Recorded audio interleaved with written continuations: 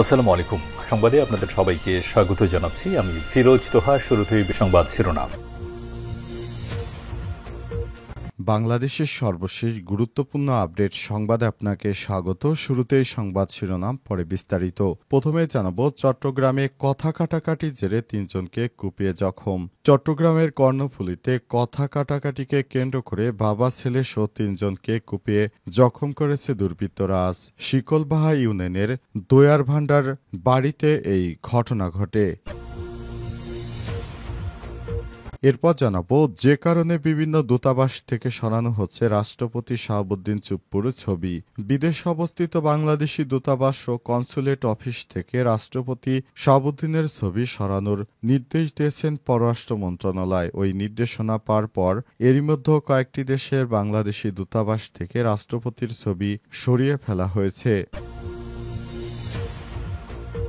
এদিকে নতুন সংবিধানের দাবি পাশ কাটিয়ে গেছেন ডক্টর মোহাম্মদ ইউনূস, বললেন আক্তার হোসেন। অন্তর্বর্তীকালীন সরকারের প্রধান উপদেষ্টা অধ্যাপক ডক্টর মোহাম্মদ ইউনূস জুলাই ঘোষণাপত্রে সংস্কারকৃত সংবিধান শব্দ ব্যবহার করে গণপরিষদ নির্বাচনের মধ্য দিয়ে নতুন সংবিধানের দাবিকে পাশ কাটিয়ে গেছেন বলে মন্তব্য করেছেন জাতীয় নাগরিক পার্টি এনসিপির সদস্য সচিব আক্তার হোসেন। এদিকে গণহত্যার বিচার এবং সংস্কার ছাড়া সুষ্ঠু নির্বাচন সম্ভব নয়, বললেন ডক্টর হেলাল।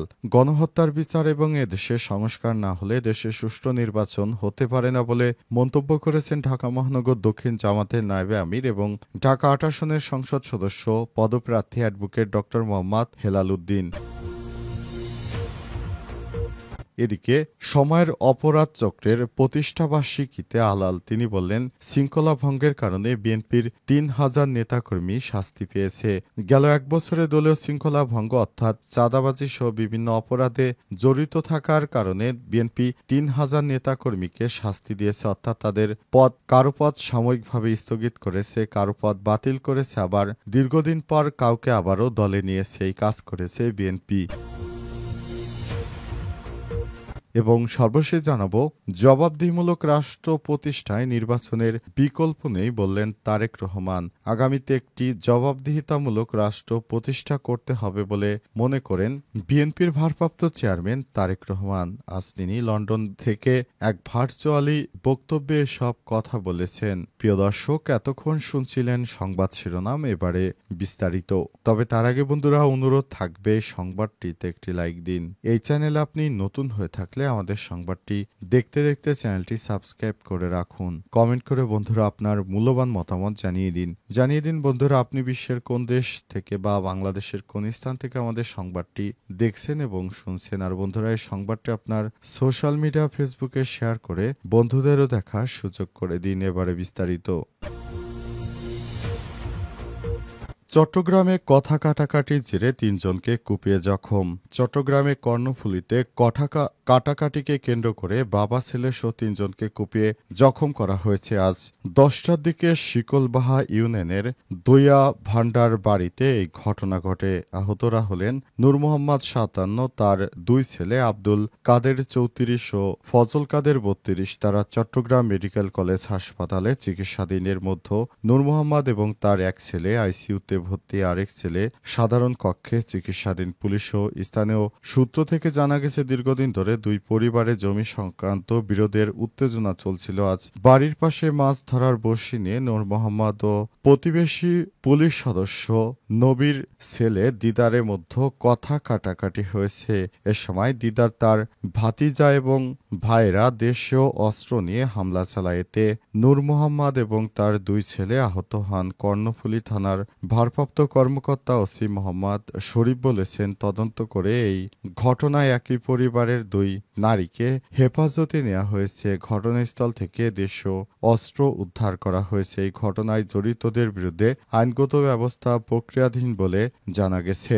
এ অবস্থায় কেউ যেন কোনো ধরনের নাশকতা চালাতে না পারে, যেন পুলিশ প্রশাসনের পক্ষ থেকে সর্বোচ্চ সতর্কতা জারি করা হয়েছে। যে কারণে বিভিন্ন দূতাবাস থেকে সরানো হয়েছে রাষ্ট্রপতির ছবি। বিদেশে অবস্থিত বাংলাদেশি দূতাবাস ও কনস্যুলেট অফিস থেকে রাষ্ট্রপতি শাহাবুদ্দিন চুপ্পুর ছবি সরানোর নির্দেশনা দিয়েছে পররাষ্ট্র মন্ত্রণালয়। ওই নির্দেশনা পাওয়ার পর এরই মধ্যে কয়েকটি দেশের বাংলাদেশি দূতাবাস থেকে রাষ্ট্রপতির ছবি সরিয়ে ফেলা হয়েছে। তবে কেন, কী কারণে রাষ্ট্রপতির ছবি সরানোর এই নির্দেশনা তা নিয়ে স্পষ্ট করে কেউ কিছু বলছে না। বেশ কয়েকটি দেশের বাংলাদেশি দূতাবাসে কথা বলে বিবিসি বাংলা সেগুলোর মধ্যে কোনো দূতাবাস সরকারের মৌখিক নির্দেশনা পেয়েছেন, কোনোটি নির্দেশনা পায়নি। এমন নির্দেশনা দেওয়া হয়েছে যে লন্ডনে বাংলাদেশের হাইকমিশনেও। লন্ডনে হাইকমিশন সূত্র বিবিসি বাংলাকে জানিয়েছে, মন্ত্রণালয়ের এই নির্দেশনা পাওয়ার পরই লন্ডন হাইকমিশনে থাকা রাষ্ট্রপতি শাহাবুদ্দিনের ছবি গতরাতেই সরিয়ে ফেলা হয়েছে। ইউরোপ, মধ্যপ্রাচ্য ও দক্ষিণ এশিয়ার অন্তত 5টি দূতাবাসে কর্মকর্তাদের সঙ্গে কথা বলে সব তথ্য জানা গেছে। সরকারের মৌখিক নির্দেশনা পেয়ে দূতাবাস থেকে রাষ্ট্রপতির ছবি সরিয়ে ফেলা হয়েছে। তবে এ নিয়ে আনুষ্ঠানিক মন্তব্য জানতে পররাষ্ট্র মন্ত্রণালয়ের ঊর্ধ্বতন একাধিক কর্মকর্তার সঙ্গে যোগাযোগ করা হলে তারা কোনো মন্তব্য করেননি। সাবেক সচিব একেএম আব্দুল আওয়াল মজুমদার বিবিসি বাংলাকে বলেন, বিগত সরকারের সময়ে আইন অনুযায়ী নতুন শেখ মুজিবুর রহমানের ছবি ব্যবহারের নিয়ম ছিল। রাষ্ট্রপতির ছবি রাখার কোনো আইন ছিল না। তারপরও যদি কোনো অফিসে সেটা ব্যবহার করে থাকে এই সরকারের সময়, তাহলে সরকারের উচিত ছিল লুকোচুরি না করে লিখিতভাবে নির্দেশ জারি করা। আজ রাত থেকে বিভিন্ন গণমাধ্যমে এই খবর ছড়িয়ে পড়ার পর সামাজিক যোগাযোগ মাধ্যমে এ নিয়ে গুঞ্জন তৈরি হয়। রাষ্ট্রপতিও কি তার পদ থেকে সরে যাচ্ছে? এ বিষয়ে সবার মনেই এখন প্রশ্ন। নতুন সংবিধানের দাবি পাশ কাটিয়ে গেছে ডক্টর মোহাম্মদ ইউনূস, বললেন আক্তার হোসেন।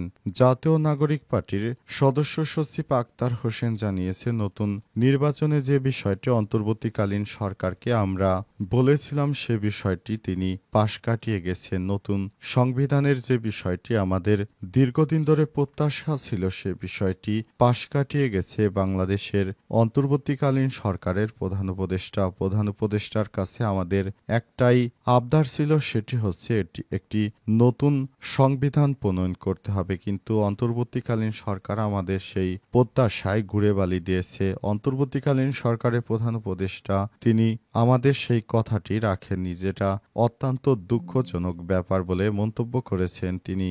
আগামী নির্বাচনে আমরা যে নির্বাচন চেয়েছিলাম সেই নির্বাচন হবে না, এমন হতাশার কথাও জানিয়েছেন তিনি আরও জানান, বাংলাদেশের মানুষ যে নির্বাচন দেখার জন্য এতদিন ধরে প্রত্যাশা করেছিল সেই নির্বাচন এবার আর হবে না। নির্বাচন সরকার বিএনপির মতো দিচ্ছে, আমাদের কথা সরকার শুনছে না বলেও মন্তব্য করেছেন তারা।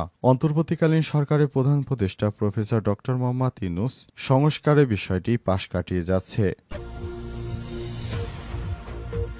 গণহত্যার বিচার ও সংস্কার ছাড়া সুষ্ঠু নির্বাচন সম্ভব নয় বললেন ডক্টর হেলাল। গণহত্যার বিচার সংস্কার না হলে দেশে সুষ্ঠু নির্বাচন সম্ভব নয় বলে মন্তব্য করেছেন ঢাকা মহানগর দক্ষিণ জামাতের নায়েব আমির এবং ঢাকা ৮ আসনের সংসদ সদস্য পদপ্রার্থী অ্যাডভোকেট ডক্টর মোহাম্মদ হেলাল উদ্দিন। আজ রাজধানীর একটি সম্মেলন কেন্দ্রে পল্টন থানা জামায়াতের রোকন সমাবেশে তিনি সব কথা বলেছেন। হেলাল উদ্দিন বলেন, গণহত্যাকারীদের বিচার ও শাস্তির আওতায় না আনলে ভবিষ্যতেও একই পরিস্থিতি তৈরি হতে পারে। আহত ও শহীদদের স্বপ্ন বাস্তবায়নের জন্য বিচার নিশ্চিত করা জরুরি, তা না হলে জনগণ আগামী নির্বাচন মেনে নেবে না। পল্টন থানা জামাতের সেক্রেটারি অ্যাডভোকেট মারুফুল ইসলামের সঞ্চালনায় ও থানা আমির শাহিন আহমেদ খানের সভাপতিত্বে প্রধান অতিথি হিসেবে বক্তব্যে তিনি এসব কথা বলেছেন। আজ আমরা রোকন সমাবেশ করছি কোনো ভয় শঙ্কা ছাড়া। আর আগেও আমাদের সমাবেশ হয়েছে, কিন্তু তখন বহু বাধা অতিক্রম করতে হয়েছে।